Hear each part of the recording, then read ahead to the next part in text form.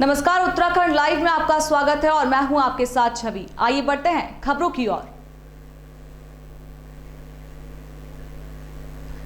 भारत सरकार द्वारा ministry of youth affairs and sports government of India द्वारा एम्प्लॉयमेंट ट्रेनिंग इंस्टीट्यूट कार्यशाला का आयोजन किया जा रहा है, जिसमें गुरुकुल कांगड़ी विश्वविद्यालय द्वारा अन्य जगह से आए हुए टीचरों को ट्रेनिंग के द्वारा सशक्त किया जा रहा है, जिससे कि वो छात्रों को भविष्य के लिए एक आयाम तैयार कर सकें। गुरुकुल कांगड़ी और मदरहुड यूनिवर्सिटी के कुलपतियों द्वारा संयुक्त रूप से पूजा पाठ यज्ञ कर इस कार्यक्रम की शुरुआत की गई।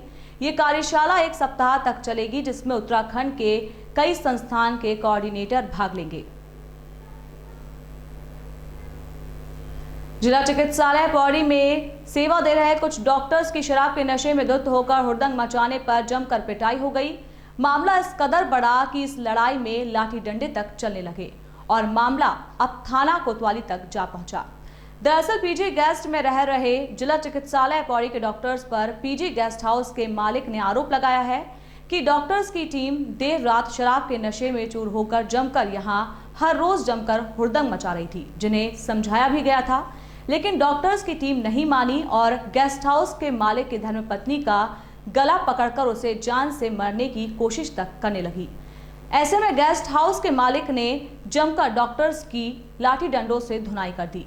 ये घटना डॉक्टर्स ने अपने फोन में कैद कर ली और मामले को लेकर थाने जा पहुंची। हालांकि डॉक्टर्स की टीम का कहना है कि उन पर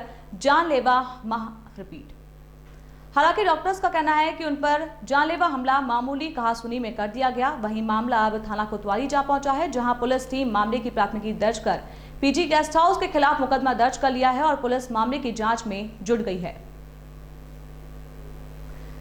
प्रभारी मुख्य सचिव राधा रतूड़ी ने सचिवालय में वीडियो कॉन्फ्रेंस के माध्यम से सभी जिला अधिकारियों को निर्देश दिए हैं कि यूक्रेन में उत्तराखंड के जो छात्र एवं अन्य नागरिक हैं, उनके परिजनों से लगातार संपर्क स्थापित किया जाए।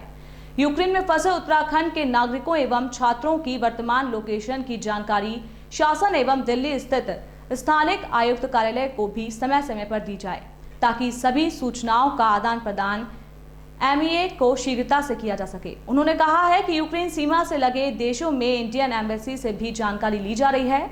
अभी तक उत्तराखंड के 282 लोगों की सूचना प्राप्त हो चुकी है, जो यूक्रेन और उसके आसपास के देशों में फंसे हैं, जिनमें से 33 सकुशल घर वापस लौट चुके हैं। यूक्रेन में फंसे छात्रों एवं उत्तराखंड में निवासरत उनके परिजनों के मोबाइल नंबर को जोड़ते हुए 3 व्हाट्सएप ग्रुप बनाए गए हैं, जिनमें सभी वरिष्ठ अधिकारी भी जुड़े हैं। यूक्रेन में फंसे छात्रों के परिजनों से जिला स्तर के अधिकारी व्यक्तिगत रूप से निरंतर संपर्क बनाए हुए हैं। भारत सरकार एवं राज्य सरकार के संयुक्त प्रयासों से सभी को सुरक्षित वापस लाने के लिए प्रयास किए जा रहे हैं। उत्तराखंड में बीजेपी नेताओं के पिछले दिनों लगातार राजनीतिक सत्र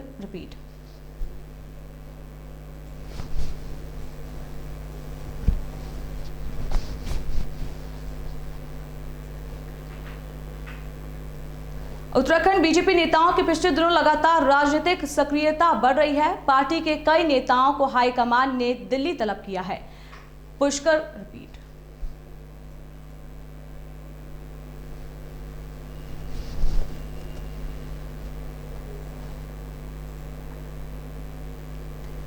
उत्तराखंड बीजेपी नेताओं के पिछले दिनों लगातार राजनीतिक सक्रियता बढ़ रही है। पार्टी के कई नेताओं को हाईकमान ने दिल्ली तलब किया है। मुख्यमंत्री पुष्कर सिंह धामी आज दिल्ली में कई वरिष्ठ नेताओं से मुलाकात कर रहे हैं। इसके अलावा प्रदेश अध्यक्ष भी पार्टी नेताओं को 2 बार मिलकर वापस आ चुके हैं।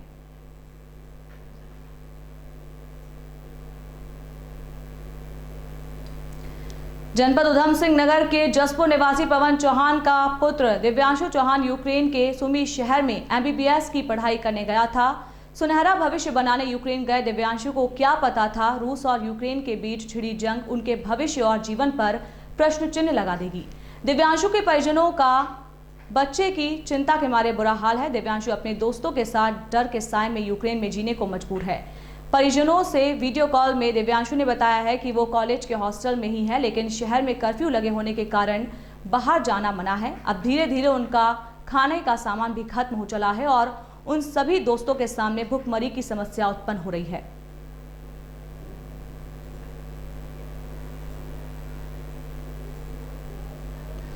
यूक्रेन में गोलीबारी और बमबारी के बीच लक्सर के संगीपुर गांव का कुर्बान अली सुरक्षित घर वापस पहुंच गया है। कुर्बान ने घर वापसी के बाद यूक्रेन के हालातों के बारे में विस्तार से जानकारी दी।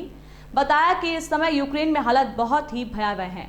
यूक्रेन में हर बीते दिन के साथ हालात बिगड़ते जा रहे हैं। कुर्बान अली यूक्रेन इवोनिया शहर में मेडिकल की पढ़ाई कर रहा है।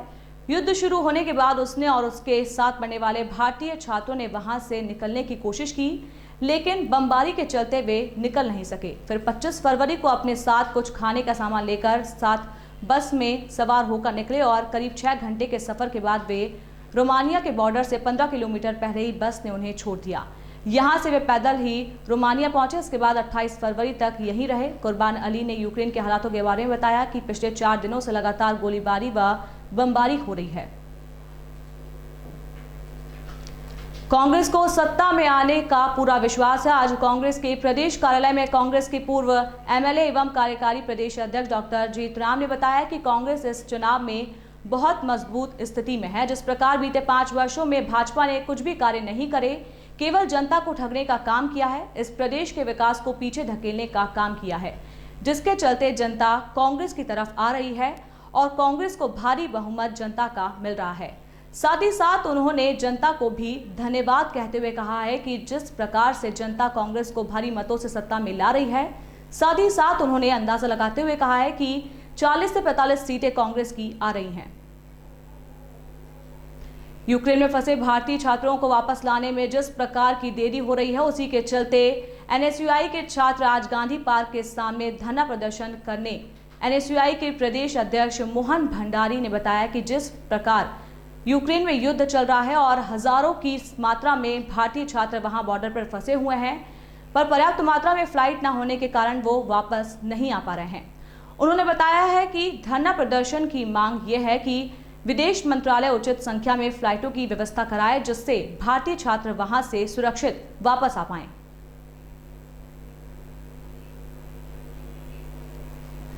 आज उत्तराखंड क्रांति दल के प्रदेश कार्यालय में उत्तराखंड क्रांति दल के मीडिया प्रभारी शिव प्रसाद सेमवाल ने मीडिया को संबोधित करते हुए बताया कि राज्यों में जो भर्ती घोटाले हो रहे हैं, उसी के संदर्भ में उन्होंने एक लेटर प्रधानमंत्री को लिखा है।